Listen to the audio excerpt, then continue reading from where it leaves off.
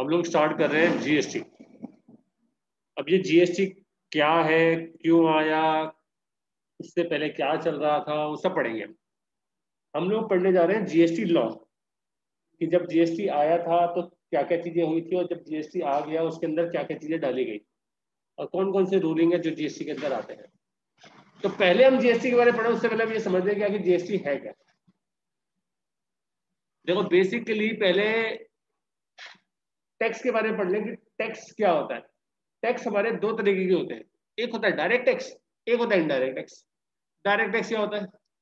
Direct tax वो tax होता है जिसका बर्डन जिसके ऊपर पड़ रहा है, जिम्मेदारी भी उसी के ऊपर है गवर्नमेंट को जमा करने की। क्या मतलब है सर इसका?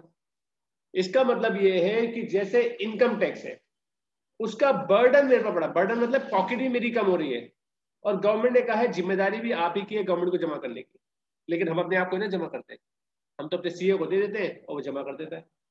मान लीजिए आपने अपने सीए को पैसा दे दिया इनकम टैक्स का, आपने अपने रिटर्न फाइल करने के लिए दी सीए को, उसने बताया आपके ऊपर टैक्स आया 10,000 रुपए, आपने 10,000 रुपए अपने सीए को दे दिया। अब उसने सीए ने उसे गवर्नमेंट को जमा ही नहीं करे। अब गवर्नमेंट ने आपके पास नोटिस भेजा कि भैया आपका टैक्स जमा नहीं हुआ, तो आप ये नहीं बोल सकते कि भाई सीए ने जमा नहीं करा, हमने सीए को दे दिया था, कि हमने अपना बर्डन तो उसे दे दिया था, हमने तो अपना बर्डन उसे दे दिया था, अब उसे पेमेंट कर देनी चाहिए थी। रिस्पॉन्सिबिलिटी उसकी थी, बर्डन मैंने ले लिया था, लेकिन रिस्पॉन्सिबिलिटी उसकी थी जमा करने की। गवर्नमेंट को आप ऐसे नहीं बोल सकते। गवर्नमेंट कहती है, डिपार्टमेंट ये कहता है कि टैक्स की जमा करने की जिम्मेदारी भी आप ही की है, ना कि सीए की या किसी और की है। तो बर्डन भी आप ही का और टैक्स भी आप ही का। उसके बोलते हैं हम डायरेक्ट टैक्स, जो डायरेक्टली पर्सन के ऊपर इम्पोज करते हैं। डायरेक्ट टैक्स किसके ऊपर लगता है? पर्सन के ऊपर। पर्सन के ऊपर लगने वाला कौन सा टैक्स है? Income tax. इनडायरेक्ट टैक्स क्या है? इनडायरेक्ट टैक्स वो टैक्स है जिसका बर्डन किसी और के ऊपर है, बर्डन किसी के ऊपर है और लेकिन जो उसकी टैक्स को जमा करने की जिम्मेदारी है वो किसी और के ऊपर है। मतलब इनकम टैक्स, इनडायरेक्ट टैक्स का मतलब क्या हुआ? जो टैक्स का बर्डन किसी के ऊपर है और उसको टैक्स को जमा करने की जिम्मेदारी किसी और के ऊपर है। आज के टाइम पे हम जो भी टैक्स दे रहे हैं, अधिकतर टैक्स सारे टैक्स जो है वो इनडायरेक्ट टैक्स है। मतलब क्या है? जैसे मैं एक पेन भी लेकर आया, तो उस पेन के ऊपर जो टैक्स दिया वो मैंने दिया, क्योंकि दुकानदार ने तो मुझसे ले लिया कि मैं इतना टैक्स दे दूं। बर्डन किसके ऊपर आया? मेरे पर। लेकिन उसको जमा करने की जिम्मेदारी किसके ऊपर है? उस सेलर के ऊपर है जिससे मैंने सामान खरीदा है। तो ये वाला जो बर्डन है, मैंने अपनी जिम्मेदारी उसे दे दी, लो भाई पैसे रखो और तुम गवर्नमेंट को जमा कर देना। मान लीजिए गवर्नमेंट को जमा नहीं करा, तो गवर्नमेंट मुझसे नहीं पूछेगी कि भैया आपने टैक्स जमा करा या नहीं करा। वो किससे पूछेगी? सेलर की पूछेगी कि भैया आपको टैक्स जमा करना चाहिए। अब ये इनडायरेक्ट टैक्स लगता है किस पे है? ये लगता है गुड्स एंड सर्विसेज पे। गुड्स पे लगने वाले कुछ टैक्स है और सर्विस पे लगने वाले कुछ टैक्स है। गुड्स के ऊपर लगने वाले टैक्स कुछ है, excise duty, VAT, CST, custom duty. ये पहले हुआ करते थे, लेकिन अब ये नहीं हुआ करते। तो पहले हमें ये पता होना चाहिए कि आखिर पहले क्या था, जिसकी वजह से अब जो हमें बदलाव इतना बड़ा करना पड़ा और जीएसटी लाना पड़ा। कुछ ना कुछ तो कमी रह गई होगी पिछले वाले टैक्सेशन सिस्टम में। पहले लगा करता था excise duty, VAT, CST, custom duty. आखिर ये क्यों लगा करते थे? कस्टम ड्यूटी क्यों लगा करता था? एक्साइज ड्यूटी क्यों लगा करता था? सीएसटी क्यों लगा करता था? या कस्टम सर्विस टैक्स क्यों लगा करता था? अगर हम इसे समझे, गुड्स के ऊपर लगने वाले जो सबसे पहला जो टैक्स होगा वो एक्साइज ड्यूटी। क्यों? देखो, हम लोग सब ऐसा तो नहीं है ना गुड्स पेड़ पे लग रहे हैं, हम उसे बनाते हैं, मैन्युफैक्चर करते हैं और उसे फिर आगे बेचते हैं। तो रूलिंग में ये बोला गया था, कानून में लिखा गया था कि अगर कोई मैन्युफैक्चरिंग करता है इंडिया के अंदर और वो एक्साइजेबल गुड्स है। एक्साइजेबल गुड्स कौन से होते थे? जो टैरिफ एक्ट में आते थे वो एक्साइजेबल गुड्स होते थे। टैरिफ एक्ट मतलब एक एक्ट था जिसके अंदर सारे गुड्स की डिटेल दे रखी थी कि इसके ऊपर एक्साइज ड्यूटी लगेगी।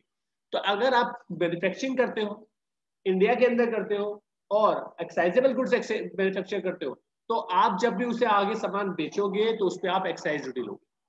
तो एक्साइज ड्यूटी लगता था सिर्फ मैन्युफैक्चरर के ऊपर जो मैन्युफैक्चरिंग करा करते हैं। अब आता है वैट। तो मैन्युफैक्चरर ने मान लीजिए किसी रिटेलर को या होलसेलर को सामान बेच दिया। अब होलसेलर गवर्नमेंट को बोलेगा कि मैं आगे जो सामान बेचूंगा इसका मतलब मुझे कोई टैक्स लेने की जरूरत नहीं है, क्योंकि कानून में ये लिखा हुआ था कि कोई मैन्युफैक्चरिंग करता है तो ही टैक्स लगेगा, और वो भी टैक्स कौन सा होगा? Excise duty. मैं तो ट्रेडिंग कर रहा हूँ, मैंने तो सामान पीछे से खरीदा और आगे बेच रहा हूँ, तो क्या मुझे कोई टैक्स लेने की जरूरत है? तो हाँ, कौन सा टैक्स लेने की जरूरत है? वैट। तो उसके लिए रूल आया गया कि अगर आप ट्रेडिंग करते हो और आगे सामान बेचोगे तो उसके ऊपर लगेगा वैट। क्या लगेगा? वैट। तो तो अगर आप विद इन स्टेट के अंदर कोई सामान बेचोगे, रूल में आया कि स्टेट के अंदर अगर आप सामान कोई बेच रहे हो और आप मैन्युफैक्चरिंग नहीं करते हो तो आप लोगों से क्या चार्ज करोगे, वैट, और हमें गवर्नमेंट को जमा करोगे। तो हमने वैट भी जमा कर दिया। अब हम कोशिश करते हैं, देखो अगर 100 रुपए की चीज हम 10 रुपए लगा करके 110 रुपए की बेचेंगे तो थोड़ी महंगी होगी और सामने वाले कस्टमर को बेचना थोड़ा मुश्किल हो जाएगा। तो हम ये कोशिश करते हैं कि भाई जो अपना टैक्स का पार्ट है उसे बचा ले और विदाउट टैक्स सामान को बेचने की कोशिश करें, क्योंकि हमारा मुनाफे में तो कोई फर्क पड़ ही नहीं रहा है, बट टैक्स ऐड करने से हमारी चीज महंगी हो जा रही है, जिससे हमें बेचने में थोड़ी डिफिकल्टी हो रही है। तो उस टैक्स से बचाने की कोशिश करते हैं। तो हमने लॉ को पढ़ना स्टार्ट करते हैं। सीए जो होते थे वो यही गाइड करते हैं कि भैया जो कानून में लिखा हुआ है वो उसको उसी तरह से पढ़ करके और उसमें लूपहोल निकाल करके और आपको गाइड करते हैं कि आप ऐसे कर लो, आप टैक्स से बचाओगे। तो वहां के लोगों ने गाइड किया या बताया कि देखो अगर आप मैन्युफैक्चरिंग करोगे तो आपको लोगों से टैक्स चार्ज करना पड़ेगा, एक्साइज ड्यूटी। अच्छा, तो मैं क्या करूं, अगर तुम विद इन स्टेट सामान बेचोगे तो आपको क्या चार्ज करना पड़ेगा, वैट। तो आपको बोला गया कि कानून में ये नहीं लिखा हुआ कि आउटसाइड द स्टेट सामान कब बेचोगे तो उसके ऊपर कोई टैक्स देना पड़ेगा। तो हमने आउटसाइड द स्टेट सामान बेचना स्टार्ट कर दिया। उससे क्या हुआ, हमारा प्रोडक्ट पे बिना टैक्स से सामान बेचना स्टार्ट हो गया। कानून ने गवर्नमेंट ने ऐसे ही पकड़ा और इस पर भी बता दिया कि अगर आप ट्रेडिंग करते हो आउटसाइड द स्टेट तो उसके ऊपर लगेगा सीएसटी। अब करे तो करे क्या, हर जगह पे टैक्स लग रहा है। आप एक्साइज, अगर आप मैन्युफैक्चरिंग करते हो गुड्स की तो भी आपको एक्साइज ड्यूटी देनी पड़ेगी। आप ट्रेडिंग करते हो विद इन स्टेट तो वैट, और आउटसाइड द स्टेट में तो सीएसटी। तो हर तरीके से आपको टैक्स तो देना ही पड़ेगा। लेकिन अब हम तो बचाना चाहते हैं ना अपने टैक्स को कि भैया किस तरीके से बचा ले। तो हमने क्या करा, हमने सोचा कि क्या करा जाए। अब देखो बेसिकली क्या है, हम लोग कोशिश ये करते हैं कि जो सामान हम खरीदें उस पर कम से कम टैक्स दें, क्योंकि जितना टैक्स हमें कम देना पड़ेगा उतना हमारा सस्ता प्रोडक्ट हमें मिलेगा और आगे जब हम बेचेंगे तो उसमें मुनाफे का जो मार्जिन होगा हम ज्यादा बढ़ा सकते हैं। लेट्स एग्जांपल, अगर मैंने कोई 100 रुपए की चीज खरीदी और उसके ऊपर 10 रुपए का टैक्स दिया तो मेरे को तो 110 रुपए की पड़ी। अब मैं जब उसे आगे बेचूंगा तो मैं उसी के अकॉर्डिंग उसकी रेट लगाऊंगा। तो मैं कोशिश करता हूँ और मैं चाहता हूँ कि पीछे से मुझे टैक्स ना देना पड़े, कोशिश ये करता हूँ। तो मैं कोशिश कर रहा हूँ कि पीछे से मुझे टैक्स ना देना पड़े। तो मैं क्या कर रहा हूँ, अगर देखो मैं मैन्युफैक्चरर से खरीदूंगा तो मुझे एक्साइज ड्यूटी देनी पड़ेगी। अगर मैं कोई ट्रेडर से खरीदूंगा, विद इन स्टेट से खरीदूंगा, विद इन स्टेट किसी से सामान खरीदूंगा, रिटेलर होलसेलर से, तो मुझे वैट देना पड़ेगा। आउटसाइड द स्टेट से सामान खरीदूंगा तो सीएसटी देना पड़ेगा। तो ऐसी कौन सी जगह से सामान खरीदूं जहां पे मुझे कोई टैक्स देना ही नहीं पड़ेगा, क्योंकि कानून में उस जगह का नाम ही ना हो। कानून में ये नहीं लिखा गया था कि इंडिया के बाहर से खरीदोगे तो कोई टैक्स देना पड़ेगा कि नहीं करेगा। तो हमने कहा हम बाहर से सामान खरीदें, हमने इंपोर्ट करना स्टार्ट कर दिया कि हमें इंपोर्ट करेंगे तो कोई टैक्स देना पड़ेगा नहीं। तो उसके लिए गवर्नमेंट ने इसको भी पकड़ा और ठीक है ना, उसको पकड़ा और उससे पकड़ने के बाद हम गवर्नमेंट ने उस पर लगा दिया कस्टम ड्यूटी कि अगर आप इंपोर्ट करोगे कर लो, हम आपके ऊपर इंपोर्ट ड्यूटी लगा देंगे। इंपोर्ट ड्यूटी लगाने के दो वजह है। एक कि जो रेवेन्यू गवर्नमेंट की मर रही थी अब, क्योंकि देखो अगर आप विद इन स्टेट ट्रेडिंग करोगे तो क्या होगा, विद इन स्टेट के अकॉर्डिंगली टैक्स उसमें जो वैट या सीएसटी या कस्टम एक्साइज ड्यूटी लगेगी वो हमारी खत्म हो गई थी, गवर्नमेंट की रेवेन्यू खत्म हो रही थी। एक तो रेवेन्यू बरकरार रही, दूसरा फायदा ये है कि प्रोडक्ट अगर आप दूसरी कंट्री से खरीदोगे तो वो सस्ते दाम में मिलेगा और हमारी डोमेस्टिक मार्केट को हिट कर सकता है। जैसे चाइना से हम जो सामान खरीदते हैं, चाइनीज लड़ी, वो बहुत सस्ती आती है। अगर वो बहुत सस्ती हम मार्केट में ले आएंगे तो जो हमारी डोमेस्टिक मार्केट में ऑलरेडी उस चाइनीज लड़ियों जो हमारी होती है उनको बेच रहे हैं उनको अफेक्ट पड़ेगा और हमारी इंडिया की मार्केट पे असर पड़ेगा। तो उसको प्रोडक्ट को महंगा करने के लिए हम कस्टम ड्यूटी लगाते हैं, जिसमें 2-3 ड्यूटी लगाते हैं। एक लगाते हैं सीवीडी, ठीक है ना, बेसिक कस्टम ड्यूटी, ठीक है ना। तो ये सब चीजें हम लोग उसमें लगाते हैं, तब जाकर के वो महंगी हो जाती है। तो कहने का मतलब है ये सारी टैक्स, ये गुड्स के ऊपर लगने वाले हर तरीके से टैक्स को कवर कर लिया गया और ये सारे टैक्स लगाए जाते थे पहले। अब मैंने कहा है मुझे कुछ ना कुछ तो करना ही पड़ेगा, मुझे तो ऐसा कोई कारोबार ही नहीं करना जिसके ऊपर टैक्स की बात हो, क्योंकि टैक्स का बात करने का मतलब है कंप्लायंसेस, गवर्नमेंट को नजर में आना, गवर्नमेंट को सारे हिसाब किताब बताना, दूसरा प्रोडक्ट को थोड़ा महंगा करके बेचना। तो मैं कोई ऐसे कोशिश कर रहा था कोई ऐसा कारोबार करूं जिसमें कोई टैक्स का लेना देना ही ना हो।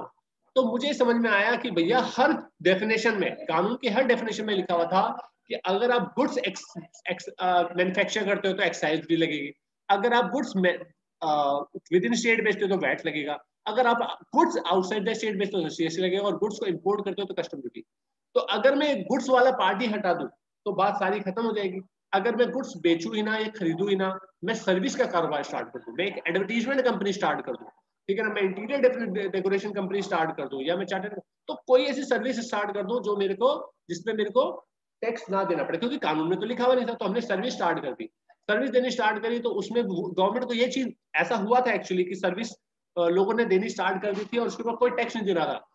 उसके बाद रूल आया और उसमें एक सर्विस टैक्स के ऊपर भी टैक्स लगना स्टार्ट हो गया। मतलब गवर्नमेंट ने कहा यार ये बड़ा सेक्टर है, बहुत बड़ा सेक्टर है, इसको छोड़ दिया हमने तो हमारी रेवेन्यू खत्म हो जाएगी। हमने, गवर्नमेंट ने क्या करा, सर्विस टैक्स को भी पकड़ा, सर्विस सेक्टर को भी पकड़ा और उसके ऊपर भी टैक्स लगा दिया, दैट इज सर्विस टैक्स। तो हर तरफ से टैक्स आपको, चाहे आप कुछ भी करो आपको टैक्स देना ही पड़ेगा, चाहे आप गुड्स की ट्रेडिंग करो या सर्विस की करो, तो आपको टैक्स देना ही पड़ेगा। ये आपका क्या हुआ, केस हुआ जो पहले हुआ करता था। अब हुआ क्या, अब हुआ ये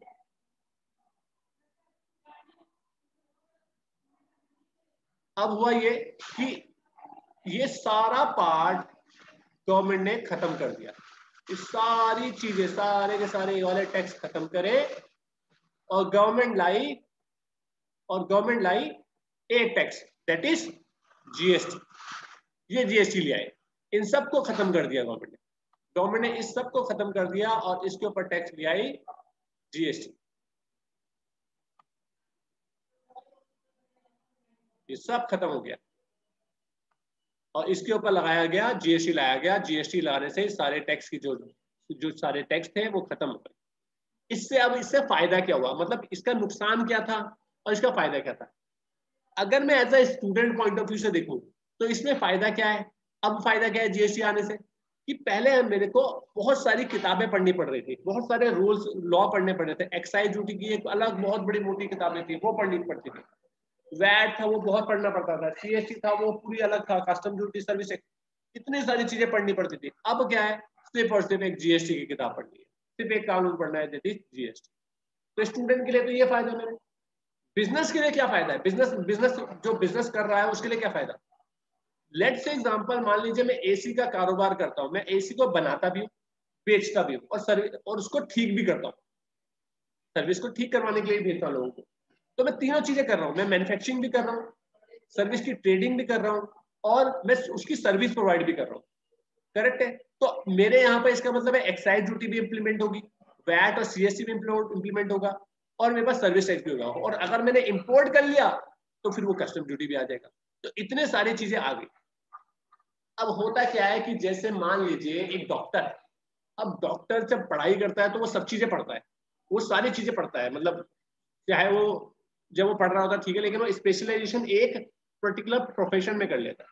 ठीक है ना, जैसे एक ऑर्थो वाला है, अगर आप उसके पास जाओ कि मेरे को ना जुकाम हो रहा, आप उसके पास, मतलब हर चीज की अलग अलग स्पेसिफिकेशन है। अब हड्डियों के डॉक्टरों के पास आप जाओगे और बोलोगे कि जर सर मेरा ना एक काम करो, मेरे पेट में दर्द हो रहा है, उसकी दवाई दे दो। आप पहली बात तो वो दे देगा, ऐसा नहीं कि वो नहीं दे सकता, वो दे देगा, लेकिन आप उसके पास जाना पसंद नहीं करोगे क्योंकि आपको पता है वो उसका स्पेशलिस्ट नहीं है। हालांकि उसे नॉलेज है इस चीज की, लेकिन आप उसके पास जाना पसंद नहीं करोगे क्योंकि वो पढ़ते तो सब कुछ है लेकिन वो किसी एक स्पेशलाइजेशन में कर लेते हैं। तो मार्केट में लोग जो जाते हैं वो उसी पर्पस के लिए जाते हैं जो उनके लिए, जो वो कारोबार पे लगे हुए हैं। उसी तरीके से जब सीए होते थे, सीए जब अपनी पढ़ाई करते हैं तो वो हर चीज पढ़ते थे, एक्साइज ड्यूटी भी पढ़ते थे, वैट भी पढ़ते थे, सीएसटी भी। लेकिन कुछ सीए जो होते थे वो सिर्फ सर्विस टैक्स का काम कर रहे हैं अच्छी तरीके से, कुछ वैट का काम कर रहे हैं, कुछ एक्साइज ड्यूटी का काम कर रहे हैं। तो मान लीजिए मेरे यहाँ सारी चीजें इंप्लीमेंट हो रही है, तो सारी चीजें मुझे तो पता होनी थी होती। मैं सीएस को हायर करता था, एडवोकेट को हायर करता था, एक एडवोकेट मेरा वैट की रिटर्न फाइल कर रहा है, एक मेरी सीएसटी एक्साइज ड्यूटी की रिटर्न फाइल कर रहा है, एक मेरी सर्विस टैक्स की रिटर्न फाइल कर रहा है। तो अब मेरे पास क्या, जो महीना खत्म होने वाला होता था सबके कॉल आते थे, तो बोलते थे कि अपने अपनी डिटेल भेजो। तो मैं एक्साइज ड्यूटी को अलग डिटेल भेज रहा हूँ, एक बंदा मैंने सर्विस टैक्स रख रखा उसे वो डिटेल भेज रहा है, एक तो मेरे पास कंप्लायंसेस की लायबिलिटी बहुत ज्यादा बड़ी थी कि मेरे को कंप्लायंसेस बहुत पूरी करनी पड़ती थी। तो उससे बचने के लिए, अब देखो अगर हम इतने सारे लोगों को पकड़ेंगे तो उसमें क्या होगा, कुछ किसी ने गलती कर दी तो एक दूसरे के ऊपर डालते रहते थे, तो बड़ी दिक्कत होती थी, कारोबार करने में दिमाग नहीं लग पाता था क्योंकि हम कंप्लायंसेस में उलझे रहते थे और हमें स्टाफ इतना बढ़ाना पड़ता था जितनी की जरूरत नहीं थी। तो अब जीएसटी आने से क्या है, फायदा ये है कि अब मुझे क्या है, एक ही बंदा रखना है जो जीएसटी की नॉलेज रखता हो, सीए एक हायर करना है जो जीएसटी की नॉलेज रखता हो, उससे मेरे को अपना हायर करना है और उसको मैं सारी डिटेल बता देनी है। मेरी कंप्लायंसेस बहुत कम हो गई, तो मेरे लिए ये फायदा है बिजनेस के लिए। ठीक है, कस्टमर के लिए क्या फायदा है, कस्टमर के लिए प्रोडक्ट सस्ता हो गया। सस्ता कैसे हो गया, कैस्केडिंग फैक्ट, पहले कैस्केडिंग फैक्ट लगता था। मान लीजिए मैं एक सेलर हूं और मैंने अपना प्रोडक्ट आगे सेल करा, मैंने आगे सामान बेचा, मैं मैन्युफैक्चरिंग करता हूँ, मेरे एसी का कारोबार करता हूँ, मैन्युफैक्चरिंग करता हूँ, उस प्रोडक्ट को मैंने आगे बेचा, तो मैंने एक्साइज ड्यूटी भी ली और वैट भी ली, वैट भी लिया, दोनों चीजें ली। जब वो आगे रिटेलर जब आगे सामान बेचेगा तो वो सिर्फ वैट ले सकता है, एक्साइज ड्यूटी तो ले ही नहीं सकता। तो वो क्या करेगा, एक्साइज ड्यूटी को, जैसे मान लीजिए मैंने 1 लाख रुपए का कोई एसी बेचा, मैंने कितने का, इसको हम ऐसे समझते हैं थोड़ा सा, बहुत अच्छा पॉइंट है जो अब समझ में आएगा कि इसका मेन जो इंपॉर्टेंट जो नजर आता है, कैस्केडिंग इफेक्ट बोलते हैं। जैसे मान लीजिए मेरा 1 लाख रुपए का एक एसी है, ठीक है ना, एसी है, मैंने उसे बेचने की कोशिश करी, तो मैंने आगे उस पर जब उसे बेचा तो मैंने 1 लाख रुपए और इसके ऊपर 5% सीजीएसटी वो लिया, क्या लिया, 5% तो या 10% मान लीजिए, 10% मैंने एक्साइज ड्यूटी लिया सामने वाली पार्टी से, क्योंकि मैं मैन्युफैक्चरिंग भी करता हूँ तो आगे जब बेचूंगा तो मैन्युफैक्चरिंग के ऊपर एक्साइज ड्यूटी तो लेनी पड़ेगी। तो मैंने इसमें 10,000 रुपए, तो क्या 10% मतलब 10,000 रुपए एक्साइज ड्यूटी भी लिया, ठीक है ना, एक्साइज ड्यूटी ली, प्लस 10,000 रुपए मैंने, क्योंकि मैं ट्रेडिंग भी तो कर ही रहा हूं, मैंने वैट भी लिया कि 10% तो मैंने क्या लिया, एक्साइज ड्यूटी, और 10% क्या लिया, वैट लिया। तो मेरी कीमत ये जो हो गई इसकी 1,20,000 रुपए का मैंने आगे इसे बेच दिया। अब हुआ क्या, अब वो आगे जो रिटेलर होगा उसे सामान को आगे बेचेगा, तो वो जब बेचेगा तो आगे क्या ले सकता है, वो सिर्फ कस्टमर से क्या ले सकता है, वो ले सकता है कस्टमर से सिर्फ वैट ले सकता है। तो इसका मतलब जो वो रिकवर कर सकता है वो उसका खर्चा ही नहीं है भाई, जो आप आगे किसी से रिकवर कर सकते हो वो आपका खर्चा कहाँ से हो गया, वो आपका खर्चा ही नहीं है भाई। ये जो आपका वैट है ये तो मैं आगे ले सकता हूँ ना, मान लीजिए मैंने किसी मैन्युफैक्चर से सामान खरीदा, तो मैंने 1,20,000 रुपए का सामान खरीदा, अब मैं जब आगे बेचूंगा तो मैं वैट तो ले लूंगा, लेकिन मैं कस्टम एक्साइज ड्यूटी से चार्ज नहीं कर सकता क्योंकि मैं मैन्युफैक्चरिंग नहीं कर रहा हूँ। इसका मतलब जो मैं चार्ज नहीं कर रहा हूँ मेरा खर्चा हो गया। मैं ये बोलूंगा कि मेरे को जो एसेट पड़ी थी वो कितने की पड़ी है, 1,10,000 रुपए की, ना कि मैं 1,20,000 की बोलूंगा, क्योंकि 10,000 रुपए तो मैं आगे ले लूंगा उस बंदे से, तो जो मैं ले नहीं सकता वो मेरा खर्चा है। अब 1,10,000 रुपए पे आगे मैं चार्ज करूंगा कितना, 10%, 10% चार्ज करूंगा तो 10% कितना हो गया, 11,000 रुपए, और मैं कितने का बेचूंगा इसे, कितने का बेचूंगा, 1,21,000, 1,21,000 रुपए का मैं आगे बेच दूंगा। अब ये जो 11,000 रुपए मैंने चार्ज करे हैं, ये मैंने किसके ऊपर चार्ज करे, इस वाली अमाउंट के ऊपर भी चार्ज करा और ये एक्साइज ड्यूटी के ऊपर, तो इसे बोलेंगे टैक्स के ऊपर टैक्स चार्ज होना। भाई अगर मैं इसे आगे रिकवर कर सकता होता तो मैं सिर्फ आगे जब क्लाइंट को बेच रहा था तो मैं 1 लाख के ऊपर लगाता, मान लीजिए अगर मैं इसको रिकवर कर सकता होता तो मैं क्या करता,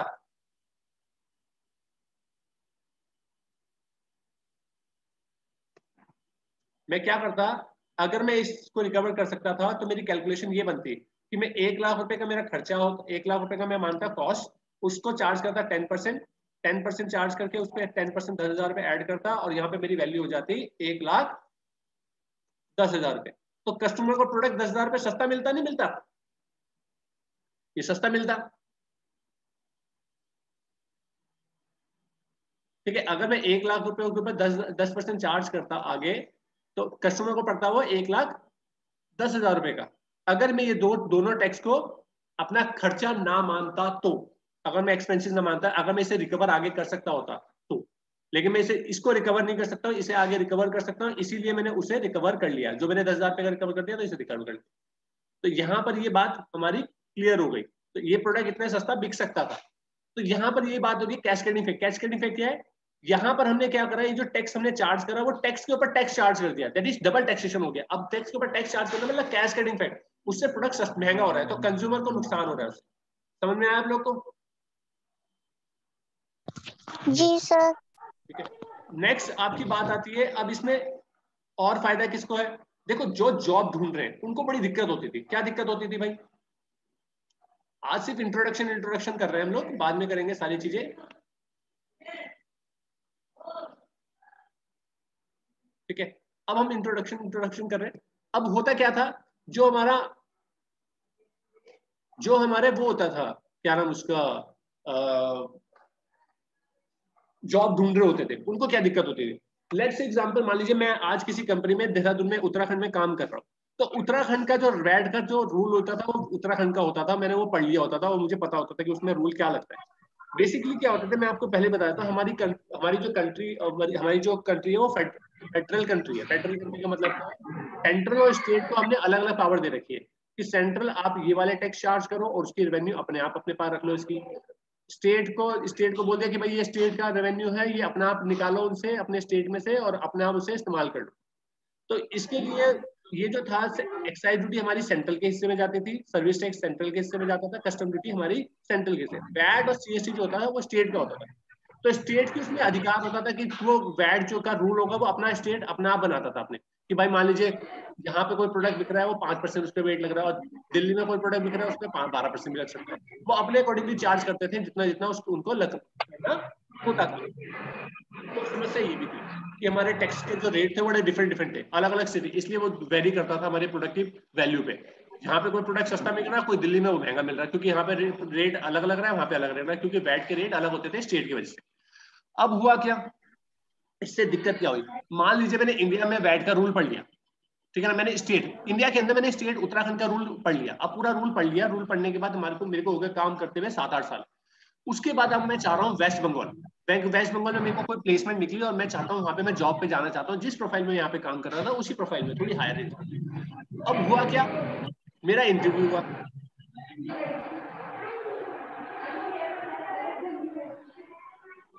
मेरा इंटरव्यू हुआ, और जब मेरा इंटरव्यू हुआ तो उस इंटरव्यू में मुझसे क्वेश्चन पूछे गए।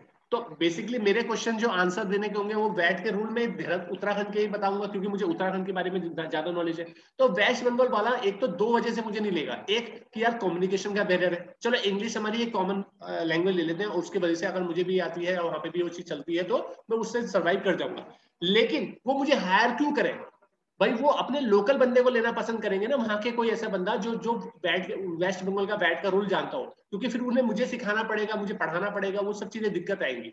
तो इसलिए इंडिया के अंदर अगर 28 स्टेट्स हैं तो उतने ही कंट्री बन चुकी थी, तो हमारे लिए किसी दूसरे स्टेट पे जाके काम करना बड़ा मुश्किल हो जाता था, वो हमारी बड़ी दिक्कत होती थी। अब क्या है, जीएसटी का रूल पढ़ो तुम यहाँ पर चाहे कहां पर बाहर, दोनों जगहों पे सेम रूल पड़े, सेम रूल है, तो आपके लिए कोई दिक्कत है ही नहीं, ठीक है ना। तो एक फायदा ये है आपका, इस वजह से ये सारे सारे जो टैक्सेशन थे वो हमारे खत्म हो गए, और अब हमारा जीएसटी का एक टैक्स आया जिसे बोलेंगे सिंगल टैक्स। अब आगे सामने, अब जैसे मैं अभी आपको एक रूल, अभी आपको मैंने केस बताया था कैस्केडिंग इफेक्ट में, अब उससे फायदा ही हो गया। अगर आप मैन्युफैक्चरर हो चाहे आप कोई भी हो, आप लोगों से चार्ज करोगे जीएसटी, वो भी आगे जीएसटी चार्ज करेगा, तो वो जीएसटी से जीएसटी सेट ऑफ हो जाता है, क्लियर है। तो वो वहां पर हमारे को बेनिफिट मिल जाएगा। जब मैंने आपको सामान बेचा और आपने आपने जीएसटी चार्ज, मैंने आपसे जीएसटी चार्ज करा, आपने जीएसटी पे अप करा, और आप भी आगे जो सामान बेचोगे जीएसटी चार्ज कर लोगे, तो जो चीज आप जीएसटी मुझसे दे चुके हैं वो आप रिकवर कर सकते हो, तो अपना खर्चा इससे बना होगी। तो जैसे मैंने अभी क्वेश्चन बताया था उस केस में आपका फायदा हो जाएगा, ठीक है, ठीक है ना। Yes sir. जी सर। ठीक है, तो अब मैं यहाँ पे क्या करूंगा, आगे बढ़ते हैं। इतना समझ में आ गया कि हमारा पहले क्या चल रहा था और अब क्या आ गया है। अब बात आती है जीएसटी में हमारे डीलर कुछ कितने तरीके के होते हैं। पहली क्वेश्चन ये आता है कि क्या जब हम कोई कारोबार करेंगे तो क्या हमें जीएसटी में रजिस्ट्रेशन करवाना मैंडेटरी है या नहीं है, या हम बिना जीएसटी के रजिस्ट्रेशन के कारोबार भी कर सकते हैं। तो क्वेश्चन आएगा नहीं सर ऐसा नहीं होता, जीएसटी में आपको रजिस्ट्रेशन करवाना ही पड़ेगा, चाहे आप कारोबार करो, कैसा ही काम करो, कुछ भी काम करो, आपको रजिस्ट्रेशन करवाना ही पड़ेगा। लेकिन ऐसा होता अगर, तो जो सब्जी वाले जो सब्जी मंडी में सामान बेचते हैं तो क्या आपको कभी बिल देते हैं जीएसटी का, नहीं देते। आपके घर में जो वो सामान बेचने के लिए आते हैं, रजाई गद्दे या वो सामान बेच रहे हैं और बिना जीएसटी के रेट से सामान बेच रहे हैं, तो गवर्नमेंट को क्या पता नहीं कि ये सामान ट्रेडिंग कर रहे हैं और ये बिना बिना जीएसटी के ट्रेडिंग कर रहे हैं, तो इनको पकड़ा जाए। गवर्नमेंट ने देखो बेसिकली अगर उनके ऊपर बर्डन डाल दिया जाएगा रजिस्ट्रेशन का तो क्या होगा, उनको माफ कर दिया गया। क्यों माफ कर दिया गया, मान लीजिए मैंने आज एक बिजनेस स्टार्ट करने के लिए सोचा, मैंने कहा मैं मोबाइल का बिजनेस स्टार्ट करता हूं, और वो कहां पे स्टार्ट करूंगा, वो मैं स्टार्ट करूंगा एक, मान लीजिए मैंने सोचा पलटन बाजार में स्टार्ट करता हूं। पलटन बाजार में इतनी सारी मोबाइल की स्टोर ऑलरेडी है, तो मैं जब मार्केट में आऊंगा, मेरे बगल में ऑलरेडी मोबाइल की शॉप खुली हुई है, मेरा मार्केट में काम कैसे चलेगा। पहली बात तो मैं अगर मार्केट में एंटर करना चाहता हूँ, अपने प्रोडक्ट को बेचना चाहता हूँ, तो क्या मेरे पास एक ऐसा वेपन होगा जिसकी वजह से वो सामान मेरे लोग खरीदेंगे। बात सुन रही, मैं क्या कोशिश करूँ, मैं ये कोशिश करूंगा कि भैया मैं अपने प्रोडक्ट को सेम क्वालिटी का, जो बगल वाली दुकान में सेम क्वालिटी का चीज सस्ती बेच दूं, जिससे मुझे मार्केट में एंटर करने के लिए आसानी हो जाए। क्योंकि जब भाई अगर मैं मान लीजिए मैंने मैंने कोई एक नोकिया कंपनी का मोबाइल है और एक चाइनीज मोबाइल है, दोनों सेम, अगर मान लीजिए दोनों सेम क्वालिटी के हैं और नोकिया कंपनी का मोबाइल का जो रेट है वो भी सेम है और उसका भी रेट सेम है, तो मैं प्रेफर करूंगा कि नोकिया का लूं, क्योंकि भैया नोकिया का मेरे पास ब्रांड नेम है, उसका मुझे पता है कि भैया ये चीजें उसके पास मुझे मिलेगी। उसके बारे में जानता भी नहीं तो मैं उसको यूज करने की कोशिश करूंगा, क्योंकि वो सेम रेट में मिल रहा है। अगर मुझे सस्ता मिल रहा होता तो मैं कोशिश करता चलिए यार ये लेके देख लेते हैं, सेम ही क्वालिटी तो लग रही है, चलो लेके देखते हैं। उससे मैं उस प्रोडक्ट पे उसकी मार्केटिंग तभी बनेगी, तो मैं भी कोशिश ऐसी करूंगा कि मार्केट में एंटर करनी। लेकिन मैं सस्ता बेचूं कैसे, पहली मेरे लिए चैलेंज क्या आ रहा है। मैं आया, दुकान खड़ा आया और आते साथ मैंने जब खोला, जब अपनी दुकान ओपन करी, तो उसमें लोगों ने मुझे बोला कि भैया जीएसटी का रजिस्ट्रेशन करवा लो, आपको कंप्लायंसेस पूरी करनी पड़ेगी, ठीक है ना। भाई मेरे को क्या करूंगा अब, मेरे को टैक्स का बर्डन, क्योंकि देखो मेरे लिए दिक्कत क्या है सबसे पहले, कि मैं प्रोडक्ट सस्ता इसलिए नहीं बेच पा रहा हूँ क्योंकि देखो एक तो वो जो बंदा बगल में काम कर रहा है उसे 10-15 साल हो गए काम करते हुए, अब उसे 10-15 साल काम करते हुए हो गए हैं, तो मुझे मेरे लिए तो डिफिकल्ट है ना, जितने का उसे पीछे का पड़ रहा, पीछे से वो सामान खरीद रहा होगा तो उतने का तो मुझे पड़ भी नहीं रहा होगा। चलो हो सकता है मैंने भी कारोबार पहले पहले मैं भी जॉब करता था, मुझे मेरी मार्केट में जान पहचान है, मैंने भी उतने का सामान खरीद लिया। वो भी मोबाइल जो खरीदता है वो 1000 रुपए का खरीदता है, मैंने भी 1000 रुपए का खरीदा। उसने अपना प्रॉफिट मार्जिन लगा दिया 20 रुपए और या 200 रुपए, और उसने 1200 रुपए का बेचने का ट्राई करा। मैंने भी उसमें क्या करा, अपना मार्जिन लगा दिया। करेक्ट है ना। मैं इसको समझाने की कोशिश करता हूँ कि मैं क्या बोलना चाह रहा हूँ। लेट्स से एग्जांपल, जो मेरा कॉम्पिटिटर है उसने वो 1000 रुपए का प्रोडक्ट खरीदता है, और मैंने भी क्या करा, मैंने भी कहा मैंने भी 1000 रुपए का खरीद लिया, ठीक है। अब इस बंदे ने 1000 रुपए में अपना प्रॉफिट जोड़ा, या मतलब उसकी 1000 रुपए का जोड़ा और 200 रुपए जोड़ करके प्लस 200 रुपए जोड़ करके उसकी कीमत कर दी 1200 रुपए, प्लस उस पर 100 रुपए जीएसटी चार्ज कर दिया। तो उसने जो प्रोडक्ट बेच रहा है उसका प्रोडक्ट बिक रहा है 1300 रुपए का। अब मेरे पास, मैंने भी 1000 रुपए का खरीद लिया, चलो ठीक है, या मेरे को चलो मेरे को 1000 रुपए का मिला, मैंने कहा एक काम करता हूँ यार मेरे को प्रॉफिट थोड़ा सा ज्यादा कमाने की जरूरत नहीं है, तो मैंने कहा यार एक काम करता हूँ 150 रुपए प्रॉफिट कमा लूंगा। तो मैंने इसकी कीमत कर दी 1150, ठीक है ना, प्लस लेकिन जीएसटी तो मुझे उतना ही चार्ज करना पड़ेगा, तो मैंने इस पर जीएसटी चार्ज करा, जो आगे टैक्स चार्ज करूंगा वो मैंने भी चार्ज कर दिया, लेट्स एग्जांपल 80 रुपीज चार्ज कर दिया, तो ये कीमत होगी मेरी 1230, ठीक है ना। तो मेरा प्रोडक्ट सिर्फ 70 रुपए सस्ता मिल रहा है। तो मार्केट में बंदा सोचेगा 1300 अगर ये 1300 रुपए का है और ये इतने का है, तो मैं तो कोशिश करता हूँ कि 1300 वाले ही खरीद लेता हूँ, 70 रुपए में क्या बचाऊं। लेकिन अगर मान लीजिए मैं ये प्रोडक्ट इतने का ही बेच पाता 1150 रुपए का, तो मार्केट में मैं अपने प्रोडक्ट को बहुत सस्ता बेच पा रहा हूँ। अगर ये जीएसटी का रेट मेरे लिए सस्ता हो जाए तो मेरे लिए फायदेमंद है। तो मैं गवर्नमेंट को यही बोल रहा हूँ कि सर मुझे भी थोड़ा सा टाइम दो और मेरे को टैक्स की रिलीफ दो। एक तो मैंने उनसे ये रिक्वेस्ट करी। दूसरा, देखो मैं जब मार्केट में आऊंगा तो मेरे पर सबसे पहला बर्डन आ गया कि भैया एक काम करो, जीएसटी, अगर मैंने आते साथ जीएसटी का रजिस्ट्रेशन करवा लिया तो इसका मतलब मुझे हर महीने रिटर्न फाइल करनी पड़ेगी, एक सीएआर करना पड़ेगा, इतनी सारी सरदर्दी मुझे लेनी पड़ेगी। अभी मेरा जो सारा कारोबार में दिमाग होना चाहिए था कि कारोबार में, कि मैं कारोबार को कैसे बढ़ाऊं, कैसे उसको ग्रो करूं, सब चीजें करूं। मेरा दिमाग कहाँ चले जाएगा, यार रजिस्ट्रेशन करवाओ, पेपर वर्क करो, फिर उसके बाद एक बंदा रखो, फिर उसके बाद उसमें डिटेलें बना के दो, मेरा दिमाग वहां से उलझ जाएगा। तो मेरे लिए कारोबार करना थोड़ा मुश्किल हो जाएगा इनिशियल स्टेज में। मैं गवर्नमेंट को बोलूंगा सर मैं तो कारोबार नहीं कर सकता, दो चीजों की दिक्कत आ रही है। एक तो मैं कारोबार करने के लिए आया तो मेरे लिए कंप्लायंसेस बहुत ज्यादा हैवी है जो मैं भी इतनी इस स्टेज में नहीं कर सकता हूँ। दूसरा कि आपने जो टैक्स का बर्डन है वो मेरे पर डाल रखा, मैं मार्केट में एंटर कैसे करूं, क्योंकि वो उसकी वजह से मेरे को दिक्कत हो रही है। तो मैं, अगर आप ये चाहते हो, आप ये बोलते हो कि भैया लोगों का कारोबार स्टार्ट करो जिससे क्या होगा, स्टैंडर्ड ऑफ लिविंग बढ़ेगा, एम्प्लॉयमेंट आएगा, सब चीजें आएंगी, तो मैं स्टार्ट कर रहा हूँ, लेकिन वो सब चीजें हो ही नहीं रही है। तो आप मुझे बताओ कि मैं कैसे करूं। तो गवर्नमेंट ने इसी चीज को देखते हुए बोला कि आपको कोई रजिस्ट्रेशन करवाने की जरूरत नहीं है, हम आपकी बात सुनते हैं, और आपको एक चीज करनी है, आपको कोई रजिस्ट्रेशन करवाने की जरूरत नहीं है अगर आपकी टर्नओवर 20 लाख रुपए तक है। पूरे साल भर में अगर आप 20 लाख रुपए का कारोबार नहीं करोगे तो आप छोटे डीलर हो, आप पहले ग्रो कर दो, फिर उसके बाद रजिस्ट्रेशन करवा लेना। हम आपसे कोई चीज, कोई डिटेल नहीं पूछ रहे हैं, कुछ नहीं पूछ रहे हैं, इलीगल काम मत करना, ये देखेंगे। बाकी इसके अलावा कुछ हमें डिटेल देने की जरूरत नहीं, कोई लोगों से टैक्स चार्ज करने की जरूरत नहीं। तो आप कहलाओगे अनरजिस्टर्ड डीलर अगर आपकी टर्नओवर 20 लाख से नीचे है। कुछ स्टेट में जो नॉर्थ ईस्ट स्टेट है वहां पे जो लिमिट है ये 10 लाख की लिमिट है कि 10 लाख रुपए की टर्नओवर होगी, तो वहां पर आप कहलाओगे अनरजिस्टर्ड डीलर। लेकिन जैसे आपकी 20 लाख से ऊपर टर्नओवर चल जाएगी तो आप कहलाओगे 20 लाख से ऊपर कर चली जाएगी तो आपको रजिस्ट्रेशन करवाना पड़ेगा। आपको रजिस्ट्रेशन तो करवाना मैंडेटरी पड़ेगा ही। अब मान लीजिए मैं एसी का कारोबार कर रहा, मैं एक एसी बेचता हूँ, 20 एसी मैंने बेचे और मेरी टर्नओवर करोड़। लेकिन मैं अब मान लीजिए मुझे फिर से मैं वो आप कंप्लायंसेस पूरी करनी पड़ेंगे, तो मेरी मार्केट में बनी कोई ना है, क्योंकि 20 लोगों को तो मैंने सामान बेचा, ज्यादा सामान तो मैंने बेचा नहीं, ज्यादा लोगों को तो मेरी मार्केट, लोगों मुझे इतना ज्यादा जानते तो है नहीं। तो मैंने गवर्नमेंट को बोला सर मुझे थोड़ा सा और रिलीफ दे दो। गवर्नमेंट ने कहा नहीं, 20 लाख रुपए के ऊपर जाओगे रजिस्ट्रेशन तो करवाना ही पड़ेगा। लेकिन अगर आपकी टर्नओवर 1.5 लाख रुपए से कम है तो आपको एक स्कीम मिल सकती है।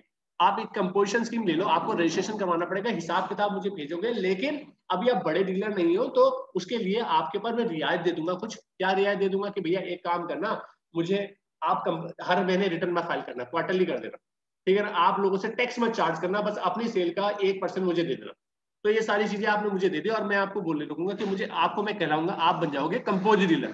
कंपोज डीलर का मतलब है कि भैया आपको ज्यादा कंप्लाइंस देने की जरूरत नहीं, गवर्नमेंट को 3 महीने में हिसाब किताब भेज दो और जो लोगों से टैक्स चार्ज करने की जरूरत नहीं, बस अपनी सेल का 1% दे दो। मान लीजिए उस प्रोडक्ट पे टैक्स लग रहा है 5%, बस आप 1% गवर्नमेंट को दे दो एज एक्सपेंसेस, ठीक है ना। लेकिन अगर आपकी 1.5 करोड़ से ऊपर चली गई तो अब हम हमारे सामने मत रहो, अब आपको तो रजिस्ट्रेशन करवाना ही पड़ेगा और आप रेगुलर डीलर बन जाओगे। तो बस ये सिंपल सी बात है कि आप के जो डीलर होंगे या तो कोई अनरजिस्टर्ड डीलर होगा या कंपोज डीलर होगा या रेगुलर डीलर होगा।